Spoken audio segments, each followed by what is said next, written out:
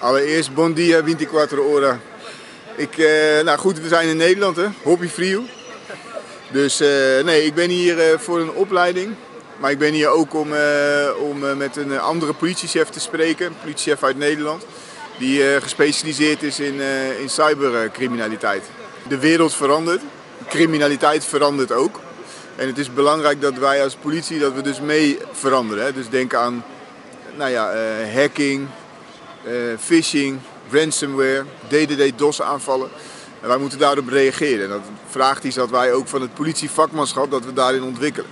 En dat probeer ik probeer hier inspiratie op te doen, door te kijken hoe we in Aruba hier ook in kunnen doorprofessionaliseren. Dus dat wij ook nog beter worden om hier tegen op te treden. Wij willen graag dicht bij de samenleving staan. Hè, dus we willen dienstbaar zijn aan onze samenleving. En de burgers goed bedienen, onze burgers, de Arubanen. Kijk, en daarom is het belangrijk dat we dus in dit vakmanschap, omdat we echt zien dat dit steeds vaker voorkomt. Hè. Nou, misschien de mensen die kijken, een phishing linkje, of hacking, of identiteitsfraude, of dat ransomware wat ik net zei. Het zijn allemaal manieren om de mensen te lokken, om geld afhandig te maken of om systemen te blokkeren en dan geld te vragen als een soort afpersing. Daarover ben ik hier om te leren en ook te inspireren vooral. En we zien ook dat die digitale criminaliteit er steeds vaker voorkomt. Dus ook in Aruba. Nog niet in die dusdanige zo groot en zoveel als dat bijvoorbeeld op andere plekken is. Maar we kunnen erop wachten tot dat gebeurt. Dus liever beginnen we nu alvast preventief erop te acteren dan dat we wachten totdat het ons overkomt.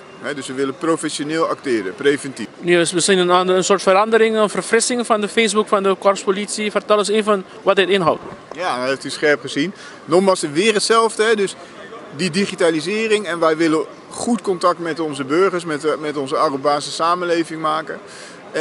Kijk, en omdat steeds meer mensen op internet zitten en steeds meer gebruik maken van social media, is het voor ons ook belangrijk om dat ook te doen, om op die manier nog beter in verbinding te komen. No? Dus we gaan straks ook met een website komen. We maken profielen aan. Op LinkedIn zijn we actief. Op Facebook zijn we actiever. Maar we doen dat puur om nog dichter bij de samenleving te komen. En ook zodoende nog beter dienstbaar te zijn. En het is bijzonder speciaal voor jou dat we hier in Utrecht zijn. Je bent afkomstig van Utrecht zelf. Zie. Ik ben in Utrecht geboren en getogen. Althans een wijk hier in Utrecht. De wijk Overvecht. Maar dit is echt het Centraal Station Utrecht. Hoog-Katerijnen achter ons. Ja, ik kom hier vandaan. Dit is wel mijn stad in Nederland. Pero ik ben veel liever in Aruba. Het is frio aquí, no? Laat ons bij back.